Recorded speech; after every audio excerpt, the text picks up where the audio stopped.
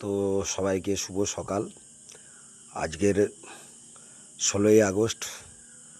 তো গাড়িটা তো নিয়ে যাব বলে বার হয়েছিলাম, কিন্তু শরীরটা খুবই খারাপ লাগছে, তাই যেতে পারছি না গাড়ি নিয়ে। সবার কাছে অনুরোধ, আপনারা যাবেন অন্য গাড়িতে।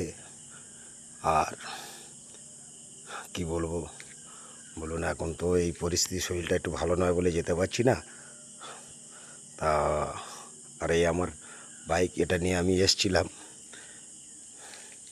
কিন্তু আসার পরেও শরীরটা ভালো নয় বলে আমি যেতে পারছি না, বুঝলেন। আর খাস করে আমি বলছি,